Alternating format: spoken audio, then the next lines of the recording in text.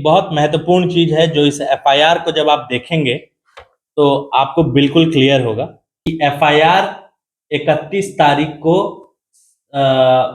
जुलाई में 2025 में 12:30 पे दर्ज की गई। इसी एफआईआर के फॉर्मल पार्ट में इसकी मैं कॉपी आपको शेयर करूंगा और ये पब्लिक डॉक्यूमेंट है, आप इसको डाउनलोड भी कर सकते हैं वेबसाइट से, कि ऑकरेंस का जो है, जो इसमें तारीख दिया गया है वो दिया गया है 28/7 की घटना है, जिसके लिए 31 तारीख को एफआईआर दर्ज हुआ है। जो टेक्निकली 31 हो गया है लेकिन 30 को माना जा सकता है, चलिए वो भी बात ठीक है। लेकिन यहाँ कहीं भी ऑकरेंस, टाइम ऑफ ऑकरेंस नहीं है, किस वक्त घटना हुआ, वो कब गई ओटी में हाथ धोने, क्यों गई ओटी में हाथ धोने, ठीक है ना। ये एक बहुत बड़ा उनके तरफ से, जो कहते हैं ना चोर चोरी तो करता है लेकिन निशान छोड़ जाता है कि वो चोरी करके गया है, ये वही निशान है। कहानी तो लिखी, अच्छा लिखी, लेकिन वही छूट गया कि वो एफआईआर जो करी है, वो जो 31 तारीख को हुआ है, जिसकी शिकायत वो 30 तारीख को देती हैं, और 30 तारीख को भी कब हो रहा है, ये 31 क्यों हुआ है, क्योंकि रात के 12 बजे के बाद पार कर गया है। तो 30 तारीख को भी जब वो आवेदन देने गई हैं तो रात में गई हैं। उस पर कोई कमेंट नहीं करूंगा, लेकिन ये एक संदेह तो खड़ा करता है कि जब इतनी बड़ी घटना थी, आप रात के 9 बजे 10 बजे ही शिकायत लेकर के क्यों गए। ठीक है, पुलिस ने आपके एफआईआर को दर्ज करने में देरी कर दी होगी, मैं मानता हूं, ये पूरा समाज महिलाओं के खिलाफ है। ठीक है, पुलिस ने आपको पहली बार में वेहमेंटली रिजेक्ट कर दिया गया होगा, पुलिस आपको भगा दी होगी थाने से, सब मैं मानता हूं, आपका सारी दलीलें मैं मानूंगा, लेकिन ये कोई वक्त है। आप कहोगे कि मैं 8 बजे भी गई, 9 बजे भी, लेकिन 8 बजे 9 बजे भी आप क्यों गए? आप दिन में 12 बजे, 1 बजे, 7 बजे भी तो जा सकते थे। आप पूरा दिन बिताने के बाद रात में एफआईआर दर्ज कराने जाती हैं। तो बहुत सारा संदेह खड़ा किया जा सकता है उनके केस पे। और जो किसी भी एफआईआर को कॉन्स्टिट्यूट करने के लिए जो 3 चीजें बहुत इंपॉर्टेंट हैं, date, time and place. Date है 28 तारीख की घटना बताती हैं, प्लेस भी है जेम्स फॉर्ड हॉस्पिटल का, लेकिन टाइम नहीं है, ये पूरा वारदात हुआ कब। 5:30 बजे उसी हॉस्पिटल से वो निकलते हुए देखी जा सकती है। तो आप समझ सकते हैं कि मामला कैसा है। ये आरोप लगाया गया है, बंधक जो बनाया गया था, आपको मैंने पहले भी कहा भाई साहब, आप देख तो रही है ना, वो क्या आत्मविश्वास है। किसी को बंधक बनाया जाएगा तो वो भागेगा, वो भाग के थाना आएगा, वो किसी की सहायता लेगा कि भैया उसने मुझे मारा, उसने मुझे ऐसा किया, कि वो भाग के अपने घर नहीं चला जाएगा। वो पूरे आत्मविश्वास से, अगर वो घर भी गई तो उनके पास बहुत समय था कि वहां घर बैठे बैठे वो अपनी शिकायत दर्ज कर सकती थी। और नए कानून ने, अब थोड़ा सा लीगल अवेयरनेस पे भी बात कर देता हूं मैं इसी बहाने से, नए कानून ने आपको थाना आने की बात नहीं कही है। आप घर बैठ करके ईमेल कर दीजिए और थाना आपको बुलाएगी फिर कि आपके द्वारा हमको ईमेल प्राप्त हुआ है। आप ईमेल पर भी प्राथमिकी करा सकते हैं। 112 जैसा सुविधा सरकार ने दिया है, तो गोपनीय रखा जाएगा, ठीक है ना। ईमेल से किसको ये है, आप एसपी को ईमेल कर देती, वीडियो बना सकती हैं आप स्पाई कैमरा जानती हैं, आप सब जानती हैं, आप ईमेल नहीं जानती हैं। आप अपने आप को एचआर कहती हैं, आप ईमेल करना भी जानती ना। आप वही सारा रिकॉर्डिंग आप उसी 28 तारीख को, जब आप इतनी, आपको बंधक बना लिया गया, इतना ये कर दिया गया, सारा चीज आप एसपी साहब को ईमेल कर देती, आप महिला आयोग को ईमेल कर देती, आप बिहार के डीजीपी को ईमेल, सारा सबका ईमेल आईडी है। टाउन थाना को आप कर देती, या जो भी आप, टाउन थाना भी छोड़िए, आप जिस थाना क्षेत्र के हैं उसी थाने को कर देती। 0 एफआईआर रजिस्टर करता 28 तारीख को, टाउन थाना नहीं करता, राजनगर नहीं करता, महिला थाना नहीं करती, आप पंडौल थाना को दे आती। लेकिन क्योंकि मामला कुछ और नजर आ रहा है, ये जांच का विषय है और बहुत गहन जांच का विषय है। इस पे जांच होने दिया जाए, दूध का दूध पानी का पानी हो जाए। एक तो पहले मामला अभी न्यायालय में लंबित है, लेकिन जिस तरीके से आरोप लगाने का जो उनका एक पैटर्न है, जब आप उसको फॉलो करेंगे, उसको देखेंगे, और जब तथ्य को देखेंगे जो न्यायालय के समक्ष पुलिस के द्वारा प्राथमिकी दर्ज करने के बाद भेजी गई है, तो आपको लगेगा कि ये पूर्णतः एक झूठा और बेबुनियाद निराधार मुकदमा जो है, जिसका कोई आधार नहीं हो, बेसलेस एलिगेशन जिसको आप कहते हैं, उस तरह की एलिगेशन ये प्रतीत होती है। जो जो चल रहा है, जो कह रहे हैं कि 2 जगह ऐसा-ऐसा कैमरा है, लेकिन उनके एफआईआर में इसका सिर्फ एक कैमरे का ज़िक्र करती हैं कि लेबर रूम में कैमरा है। एफआईआर में ज़िक्र करती हैं कि लोहे के रॉड से हमको मारने का प्रयास किया गया, बंधक बन जो तमाम चीज़ें आपने कहा। लेकिन ना कोई सब्सटैंशियल चीज़ वो नहीं दे पाईं कि जो सब्सटैंशियल हो सके कि भाई उनके साथ ऐसी कोई घटना घटी, जो सीसीटीवी फुटेज दिया था। कि जहाँ देखी जा जिस फुटेज को आप भी देखेंगे तो क्लियर होगा कि सूचिका बहुत आराम से हॉस्पिटल परिसर से तथाकथित घटना के रोज बहुत आराम से 5:31 का वक्त था। उस वक्त उस परिसर से जा रही हैं और उससे कुछ देर पहले ही फजले भी उस परिसर से जाते हैं और फिर वो लोग दोनों लोग एक जगह पर जाके मिलते हैं जो कि हॉस्पिटल के गेट से 50 से 60 कदम की दूरी पर है और उनको एक साथ बैठ के मोटरसाइकिल पर जाते हुए भी देखा गया। तो अगर आप किसी को बंदी बना रहे हैं, किसी को आपने कमरे में बंद करके मारा है, ठीक है, उससे छीना झपटी करने की कोशिश की है, तो वो हड़बड़ा के भागेगा ना।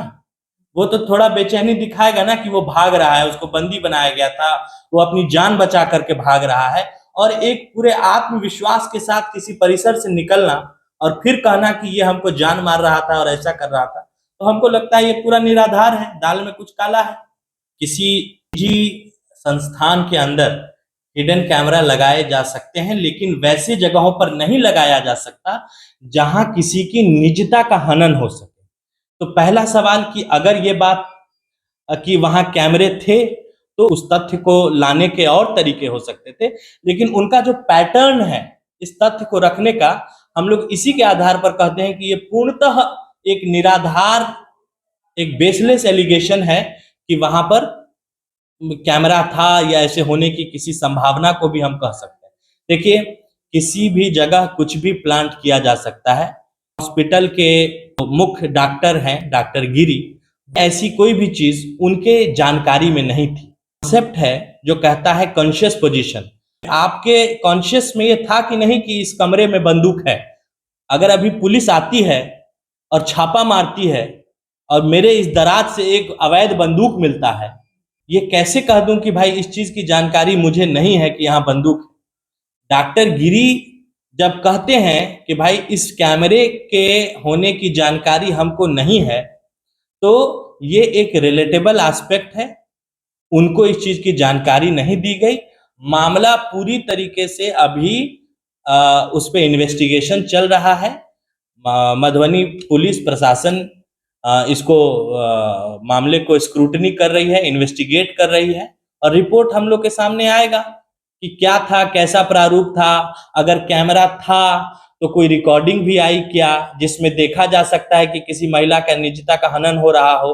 अगर ऐसा कुछ था तो किसके द्वारा लगाया गया था, कैसे लगा, ये सब तमाम चीजें जांच का विषय है। लेकिन जो पैटर्न ऑफ एलिगेशन है वो अपने आप में सरासर एक बड़ा विषय है। ये आपको 28 तारीख को जानकारी मिलती है, आप 30 तारीख को मुकदमा करते हैं, ठीक है ना। तो आप 2 दिन में पुलिस को सूचना दे सकते थे अपने घर पे बैठकर। पुलिस के साथ आप महिला पुलिस दल बल के साथ आकर के 29 तारीख को, या जब आप इतने आत्मविश्वास के साथ निकले और आप चल के अपने घर चले गए, तो आप नगर थाना और महिला थाना से होते हुए अपने घर को गए। ये ठीक है, आप थाना जाने में महिला है, असहज है, हमारी भी बहन बेटी इतना आसानी से थाना नहीं जाएगी। 112 है, उस पर कॉल कर दिए होते कि भाई हम थाना से अपना जान बचा के भागे। और तमाम तरीके हैं कि जिससे आप इतने बड़े इशू को बहुत सही तरीके से लाते। कैमरा को पुलिस जब्त करती, आप क्यों उखाड़ के ले गए कैमरा? अगर कैमरा था भी तो आप कौन होते हैं कानून को अपने हाथ में लेने वाले? आपको अगर डर थी कि यहाँ कैमरा था, आपने वीडियो बना लिया था, तो डॉक्टर गिरी और उनका अस्पताल साबित करता कि यहाँ कैमरा नहीं था, ये रिकॉर्डिंग गलत है। उन्हीं के द्वारा जो फुटेज है, और वो खुद कहती हैं कि हम कैमरा ले आए थे, उन्होंने एफआईआर को देखेंगे, उसमें जो जब्ती है वो प्रस्तुति सह जब्ती है। ये प्रस्तुति सह जब्ती कब बनती है? जब कोई व्यक्ति किसी चीज को पुलिस के सामने प्रस्तुत करता है, तब ये प्रस्तुति सह जब्ती बनती है। अगर पुलिस जाती और वहां जब्त करती, पाती कि यहाँ कैमरा है, तो यहाँ जब्ती सूची बनता। तो यहाँ तो प्रस्तुति सह जब्ती है, इन्फॉर्मेंट ही लेके जा रहा है और कह रहा है कि कैमरा हम वहां से लाए हैं। अगेन एक बड़ा सवाल आपके ऊपर खड़ा करता है, तो हम तो वो डाउट करेंगे आपके ऊपर। लीगल प्रिंसिपल है जो कहता है कि प्रोसिक्यूशन को अपना केस सिद्ध करना पड़ता है, एक्यूज को एक राइट है कि वो चुप रह सके, वो चुप रहेगा पूरे ट्रायल के दरमियान, वो पुलिस एजेंसी और इनको इन्वेस्टिगेशन में कोऑपरेट करेगा, लेकिन वो अपना डिफेंस नहीं लेता है पहले दिन से। उनको सिद्ध करना है कि इस परिसर में कैमरा था, और अगर कैमरा था तो उसमें ऐसी वीडियोज हैं जिससे किसी महिला की निजता का हनन हो रहा था, और अभी तक तो ऐसा कुछ आने में वो बिल्कुल असफल रही है।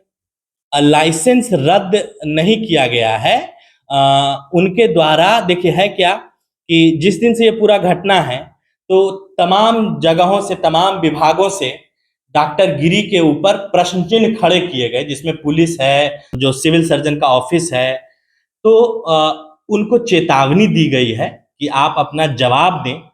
लेकिन तरीका होता है 109, मतलब जो पुराना 307 था, अब नया कानून आ गया है बीएनएस का, 109 सब क्लॉज 1 लगा है, जो पुराना 307 आईपीसी जिसको हम लोग बहुत आमतौर से हाफ मर्डर केस कहते हैं, तो हाफ मर्डर केस का धारा लगा हुआ है।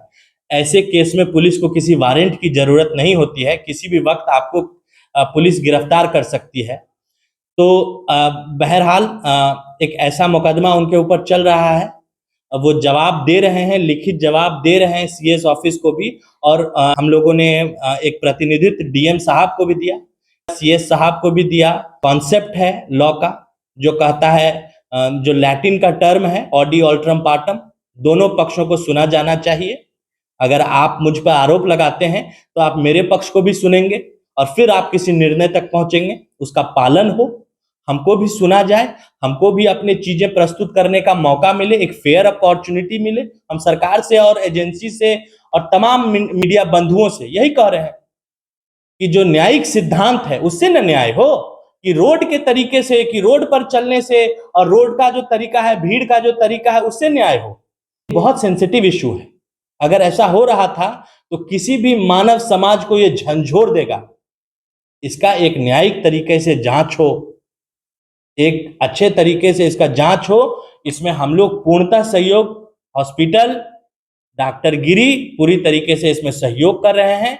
सही समय आने पर डॉक्टर गिरी सीएस के यहाँ भी जाएंगे, डॉक्टर गिरी तमाम एडमिनिस्ट्रेशन के सामने अपने पक्ष को रखेंगे, लेकिन एक फेयर अपॉर्चुनिटी उनको मिलनी चाहिए। उनका एप्रीहेंशन है, देखिए कोई आम आदमी नहीं है, कोई क्रिमिनल नहीं है कि जेल चला जाएगा तो कुछ नहीं होगा। जेल से किसी आदमी का लाइफ एंड लिबर्टी जुड़ा हुआ है। आप हम पे आरोप लगा दिए और हम जेल चले जाए, हम दोषी साबित, तो ऐसा नहीं है। हमको एक तरीका है, एक लीगल डिस्कोर्स है, जब हमको वो, हम जब उस तरीके से अपने आप को प्रस्तुत करेंगे सरकार के सामने, एजेंसियों के सामने, तो सब दूध का दूध पानी का पानी हो जाएगा। हमारे सामने जो डायरेक्ट इंटेंशंस आ रहे हैं वो मार्केट कंपटीशन आ रहा है, मार्केट कंपटीशन आ रहा है कि डॉक्टर गिरी से लोग शायद जल रहे हों, शायद डॉक्टर गिरी एक शहर के प्रतिष्ठित डॉक्टरों में उनका नाम शुमार है, और कोई किसी तरीके की दुश्मनी उनसे हो सकती है, या किसी तरीके की हम कयासी लगा सकते हैं। एग्जैक्ट चीजें अभी पुलिस इसके जांच में है, पुलिस इसको जांच कर रही है, और पूरे अस्पताल के लिए, डॉक्टर गिरी के लिए ये पूरा एक मामला एक सदमे से कम नहीं है। डॉक्टर गिरी इस सदमे में है कि भाई उनके ऊपर और उनके अस्पताल के ऊपर, जिनको उन्होंने एकदम जमीनी स्तर से बनाया है, और उस पर इतना बड़ा प्रश्न चिन्ह खड़ा हो गया है, तो एक पूरा एक माहौल जिस तरीके का बनाया जा रहा है उनके खिलाफ, सोशल मीडिया ट्रायल की जा रही है, तो कहेंगे कि निराधार है। देखिए हियरिंग्स होंगे, जैसे भी वक्त आएगा, पुलिस पहले अपना चार्जशीट इसमें प्रस्तुत करेगी, पुलिस इन्वेस्टिगेशन रिपोर्ट इसमें पहले प्रस्तुत करेगी। इस बीच में हमारे द्वारा जो बेल के आवेदन है वो भी लगाए जाएंगे, तो वो हियरिंग्स चलेंगी। जब भी ड्यू कोर्स होगा, आपको भी पता होगा, आप भी, क्योंकि पब्लिक डोमेन में चीज़ें होती हैं, जो भी डॉक्यूमेंट्स है वो पब्लिक डॉक्यूमेंट्स होगा, तो आप भी उसका अवलोकन कर सकते हैं। मेरा नाम अधिवक्ता अतुल कुमार झा है, मैं यहीं सिविल कोर्ट मधुबनी में